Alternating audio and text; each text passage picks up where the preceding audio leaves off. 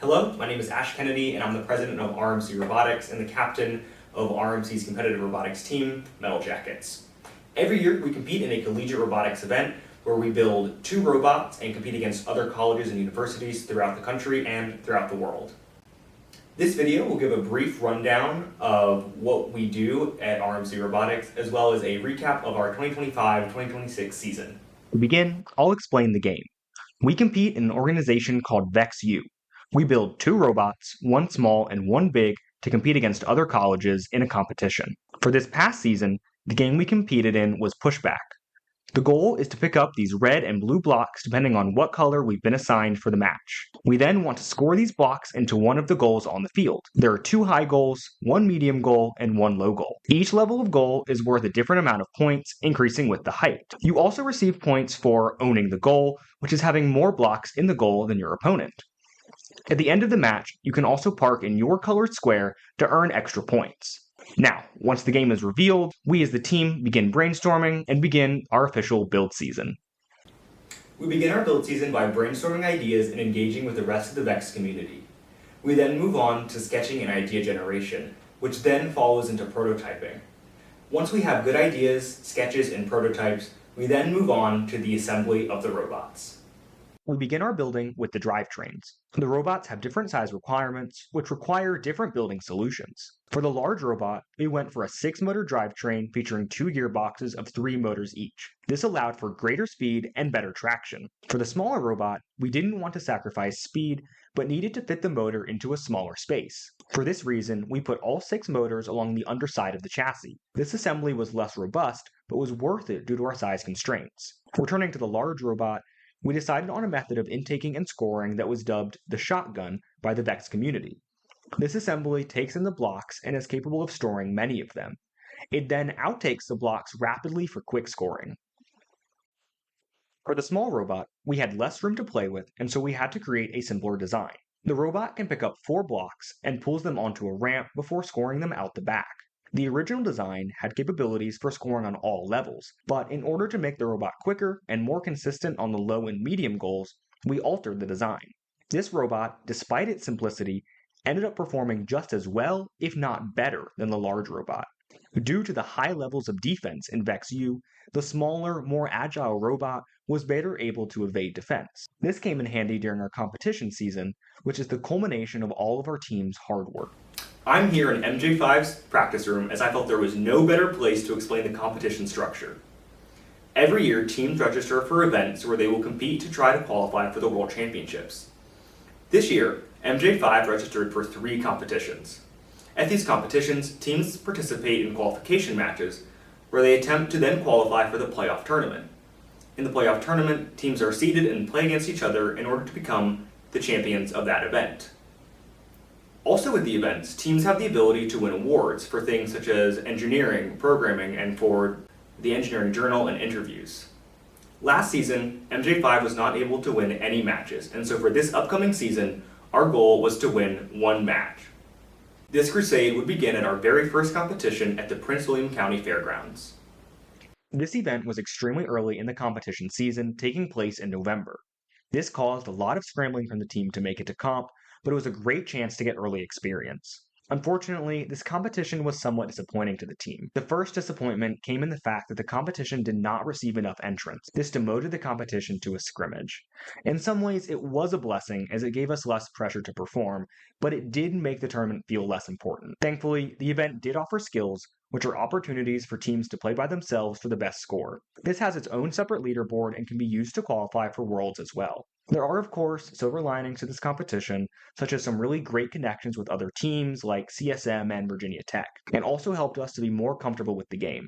Overall, the tournament wasn't exactly what we wanted, but was still helpful and is only the first competition in our season. Our next competition took place at CSM, or the College of Southern Maryland. We had the opportunity to meet this team at our first competition, and that's the whole reason we signed up for this second one. This event took place in February, so it gave us plenty of time to better strategize and regroup after our first competition. We came into this competition feeling good, having good driver practice, and being better prepared. Unfortunately, the registration issues struck again at this event.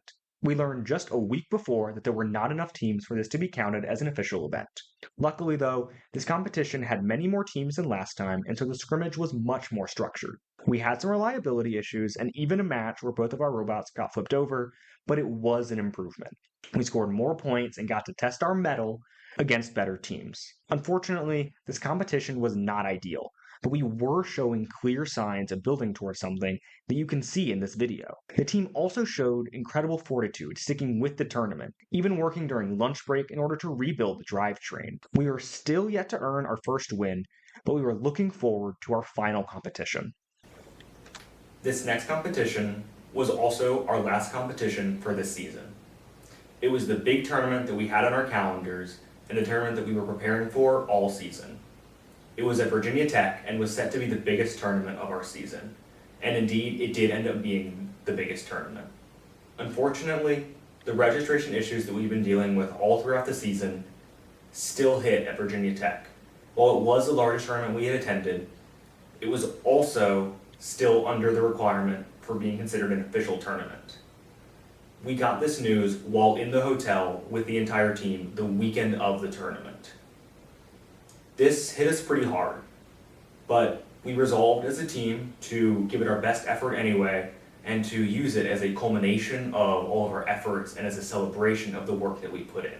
The day of the tournament, at the pre-tournament meeting, we received news that depending on if there were still championship spots available, that this competition might end up qualifying. This lit a new spark and also meant that there were now awards up for grabs. We knew that qualification from this event would be unlikely. We also knew that if we did well, we might be able to walk away with an award.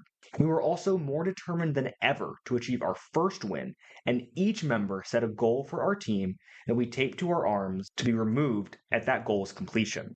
For qualifications in the tournament, we faced each team present twice. Our very first match was a loss, but it ended up being a super close match. Our next match was against Liberty. We had seen this team before and knew that they had two very good robots. Unfortunately for them, their robot had a lot of trouble. Because of this, we were able to get our very first win. It was super exciting, and we actually played really well, but we wanted a win that was more substantial. Luckily, we would get our chance. We lost 2 matches to 2 very good teams in West Virginia and Ohio State, but then we faced off against Virginia Tech. We were able to win both of our matches against them, and this was super exciting. They were having robot troubles too, but it felt great to beat 2 really good and well-funded teams. We also even had a chance at a winning record during the tournament, but unfortunately lost our final match. Still, we had a great run and earned ourselves a spot in the playoffs, facing off against Liberty one more time. We had beaten them earlier in the tournament, but they had both of their robots back up and running and were on a 3-match win streak. We knew that we were capable, but that it would be a tough road. The match was super close, but we had gained some information from our friends at Virginia Tech that their robots didn't have much traction and could be pushed around. We strategically used our large bot to bully their best scorers and had our small bot do most of the scoring through claiming the medium and low goals. At the end of the match, we also used our large robot to get one final score in to try and seal the deal. It was a tight match and both teams fought really hard. At the end of the match, we attempted to park and just barely failed. We thought that this missed park might end up being the difference between winning and losing. Slowly, however, we started adding up the points and realized that we were in the lead.